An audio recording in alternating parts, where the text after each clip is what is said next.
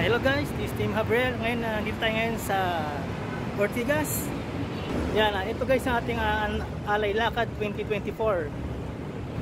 Yan, next yung nakaraang last year nating Alay Lakad, at least success tayong nakapag punta ng Antipolo Church. Ayan guys, magsisimula tayo maglakad dito ng mga 3:30. Aagahan natin yung ating paglalakad papunta sa Antipolo City sa simbahan.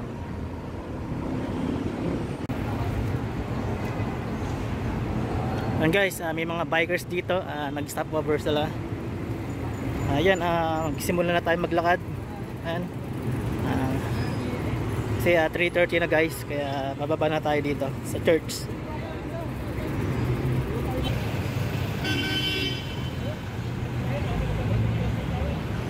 Yan guys yung Robinson's Galleria. Yan, ito na. At least simulan natin yung paglalakad. Ayan guys, kaya ako inagahan para maiwasan natin yung dagsa ng tao, yung pauwi natin dito. Kasi need ko rin makauwi ng maaga. Kaya 3:30 tayo nagsimula. Okay, para ngayon parang paalas 4 na guys. Dito pa lang tayo sa may bandang Meralco.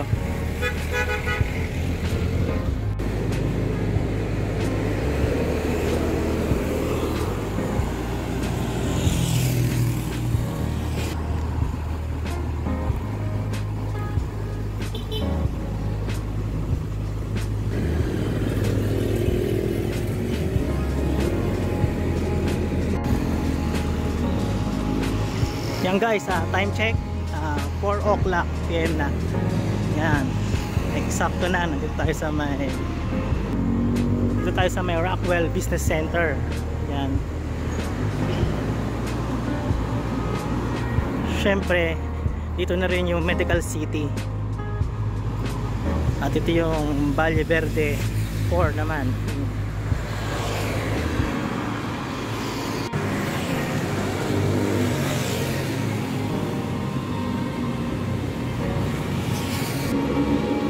Yan guys, approaching na tayo ng C5 Avenue, C5 Highway. Yan, tatawid tayo dyan guys. Yan.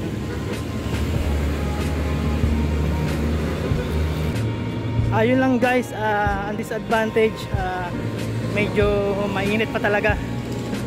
Masakit pa sa likod. At least nakatalikod tayo sa araw. Going east tayo.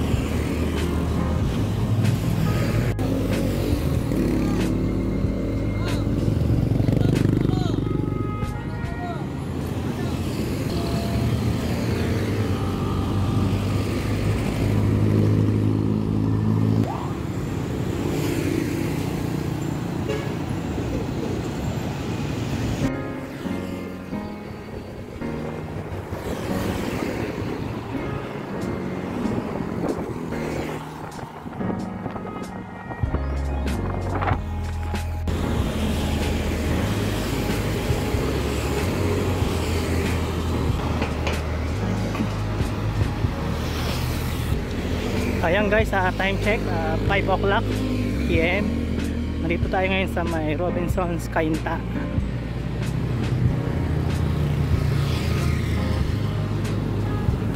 Ayan, after 2 hours natin almost ayan, after 1 hour natin paglalakad, dito na tayo sa may Robinson's Cainta.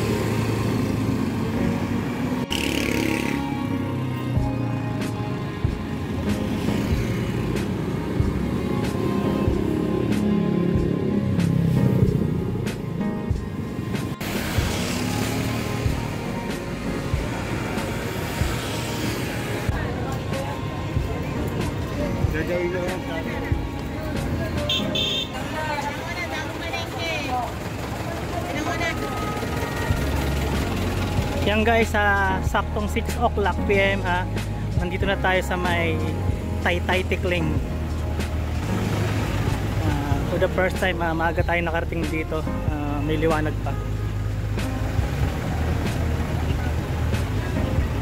Yung mga nakaraang vlogs natin ay laging gabi na tayo maabot dito.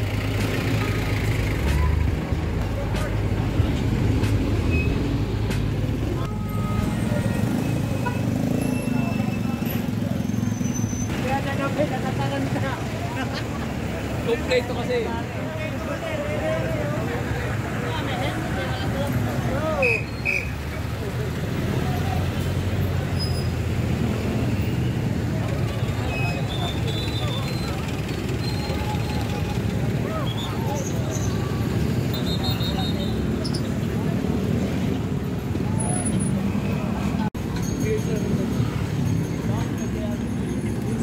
Iba pa naglalakad na daan, lalo na yung karaniwan ay hindi napapansin o mabangga man ay pinabaliwala na lang.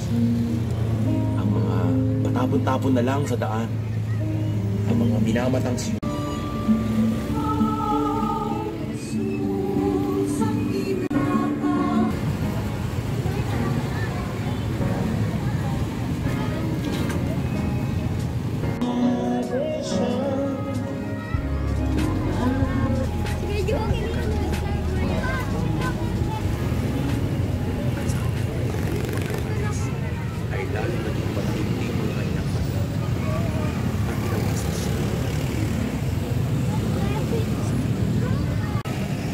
Isang kaibigan, handang pagaanin ang aming pasanin, hindi sa pamamagitan ng pagtanggal nito sa aming balikan.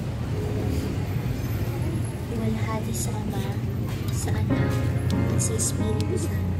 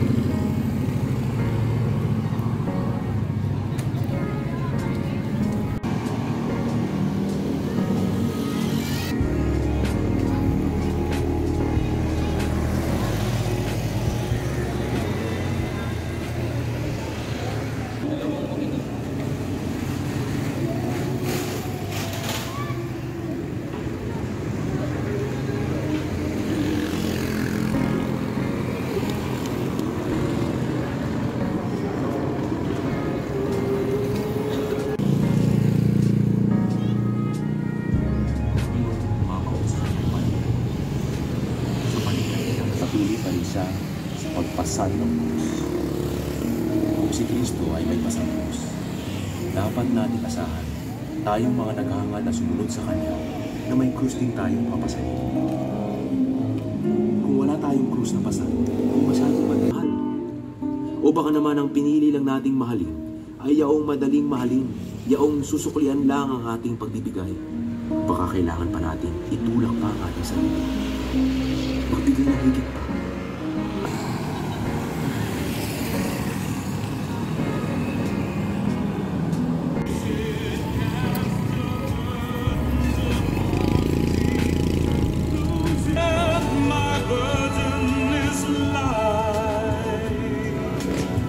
Pagkarapa at pagbagsak niyo, huwag niyo po kaming hayaang malugmok na lamang sa aming sariling kawalan ng pag-asa. Ibawad niyo po kami nang may pagpatuloy sa Anak at sa Espiritu Santo na para nung sa unang una, ngayon at magpakailanman, magpasawalang hanggan. Amen.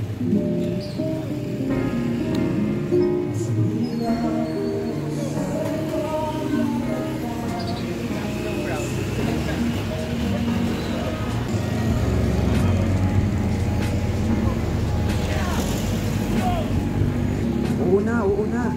Bilisan mo na nga dyan nang makarating na tayo kung saan ka man nila balak dalhin. Bilis ng kaunti. Gusto ko na rin makauwi, no? Maraming beses sa ating pang-araw-araw na trabaho, kinakailangan natin tumulong sa ibang tao. Yung pagkandara pa sa ating sariling nakatambak na gawain, eto, dadagdagan pa. Siguro ito rin ang naramdaman ni Simon ngayon.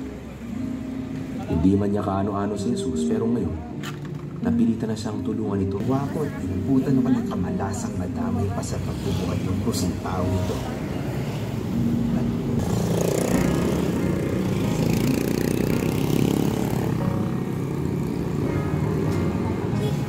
Yan guys, papasok na tayo ng Antipolo proper. Yan, ito yung pinaka boundary niya. Ito yung arko ng Antipolo City. Yan, nakalagay ay tayo na sa Antipolo.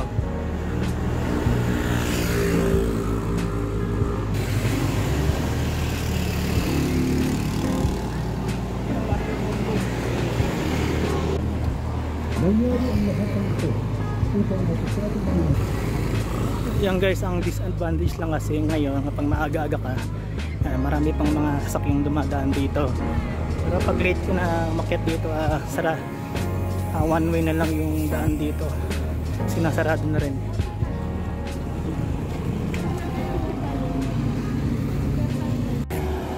Nananaghoy at tumatangis dahil sa kanya. Guro, ilan mo ginawa nila sa'yo? Anong kalupitan?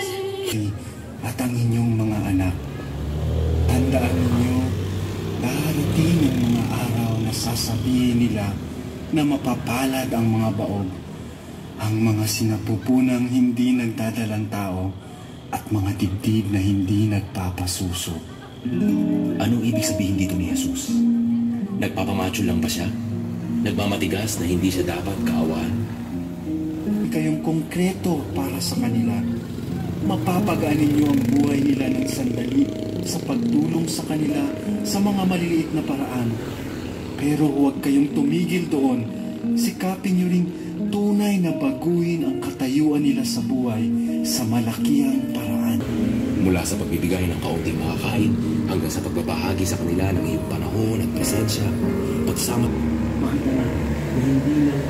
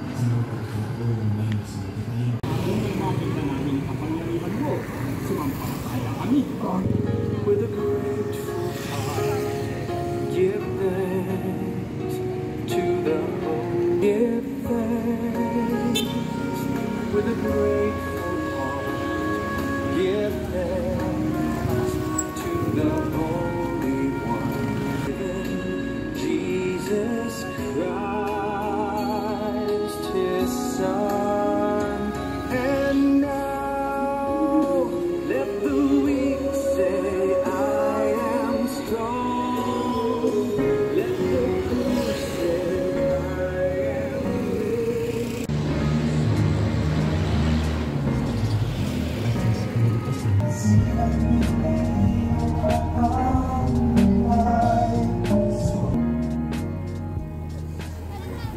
Ang ika-10 estasyon. Pinatawad ni Jesus ang nagsising magnanakaw. Sinasamba at pinupuri ka namin, Panginoong Hesukristo. Sapagkat sa pamamagitan ng iyong banal na krus, Punong isa pang salarin para sawayin. Hindi ka ba natatakot sa Diyos? Tama lang.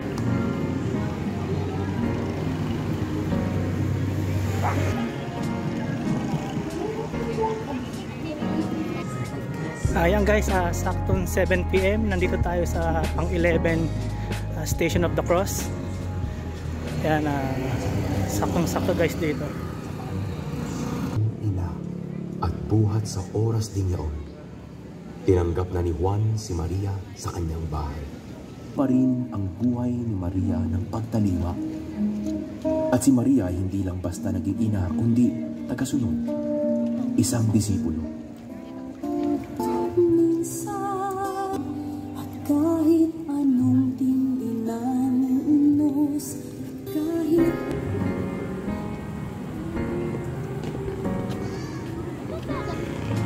Yan guys, first time ko hindi mag-stop over from EDS Ortigas hanggang sa may Tikling. Pero nag-stop over tayo every Station of the Cross. Sakto nga yung 7 PM natin, nandito tayo sa 11 Station of the Cross. Almost 3.5 hours na tayo naglalakad dito going to Antipolo Church.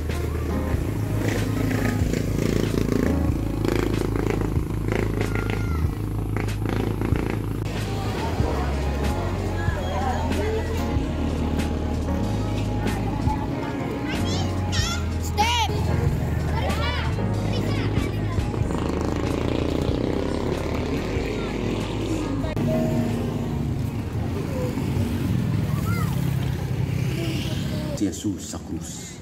Sinasamba at pinupuri ka namin, Panginoong Hesukristo. sapagkat sa pamamagitan ng iyong banal na krus ay tinubos mo ang mundo. Anyang bibig. Nang masipsip niya ito, sinabi ni Jesus, at pagyuko ng kanyang ulo ay tumanaw ang kanyang kalunan.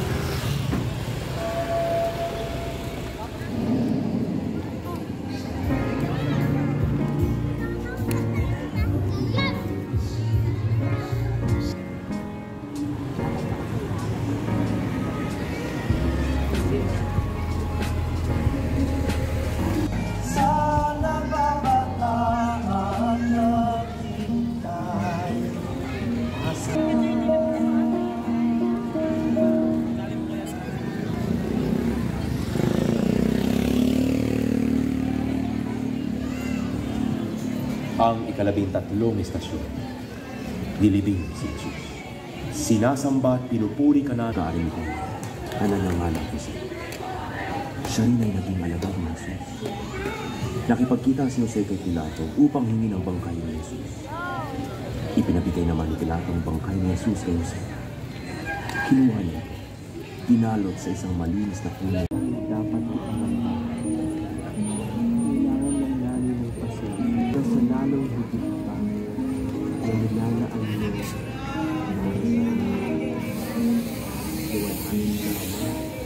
anak at sa Espiritu Santo na para nung sa unang una, ngayon at magpakailanman, magpasawalang hanggan.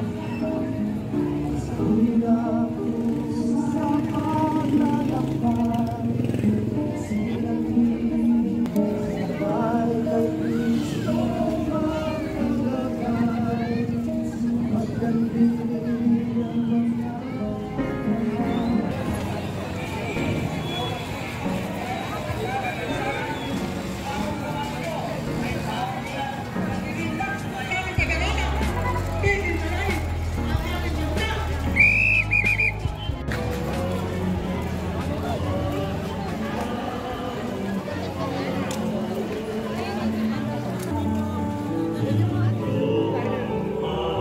Guys, ito yung last station, Station of the Cross.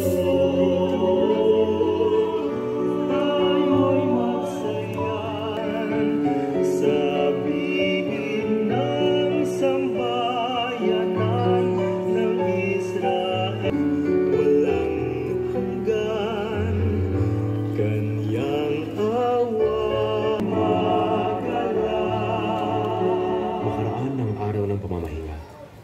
pabubuhang liwayway ng unang araw ng linggo, si Maria Magdalena at isa pang Maria ay nagtungo sa libingan ni Jesus. Biglang lumindol ng malakas at lumitaw ang isang anghel ng Panginoon. Iginulong ang bato ng libingan at naupo. Ngunit magkakaroon din ng tagumpay, ng paglaya ng bagong buhay. Huwag niyo lamang itaga ito sa bato. Isulat ninyo ito sa inyong mga puso. Sa Anak at sa Espiritu Santo, kapara nung sa unang-una, ngayon at magpakailanman, magpasawalang hanggan. Amen. Sa minang krus, sa paglalakbay, pagkasinang dilim at ang lumbay, sumay kanyang mga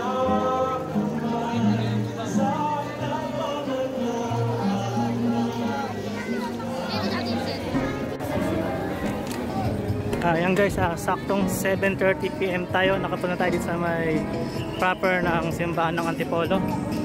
Ayan, natanaw na dito.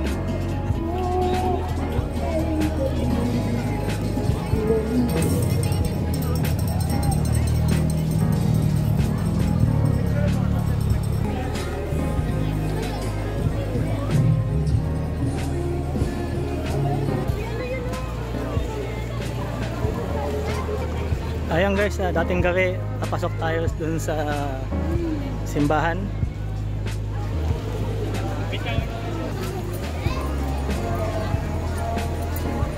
Ang ganda sa labas guys.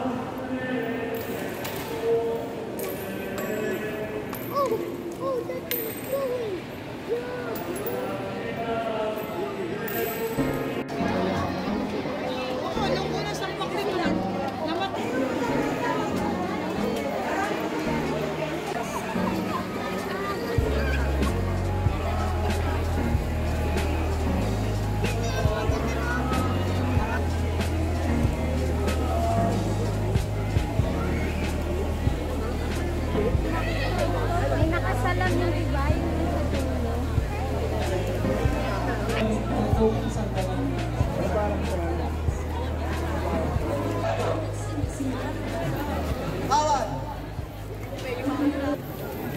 Sakto guys, meron ditong sinakulo.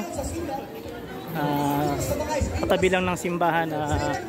Tingnan natin, silipin natin yung kanilang pagkasadula. Kung may salay parusahan, kung wala may ating alagad. Gobernador Poncio Pilato, kapag hindi mo inatulan si Jesus ng kamatayan, aalis ang namin na posisyon sa kapulan. Ako'y tagtang naiinis. Ay lakas diya Milano. Halos ang isisitaw. Ibang sa bagay ng udyang. Kaya't Poncio, ang lalus kandat makatwiran ng madala at parusahan. Siya ang pagalimbamaan na kapanyat ng palasan upang hindi na pamatay. Ayun guys, alright, nakita na natin yung mga mga ganap dito sa simbahan ng Antipolo Church. Yan, ito yung ating Alay Lakad 2024. Okay guys, hanggang ganito lang. Don't forget like, share and subscribe.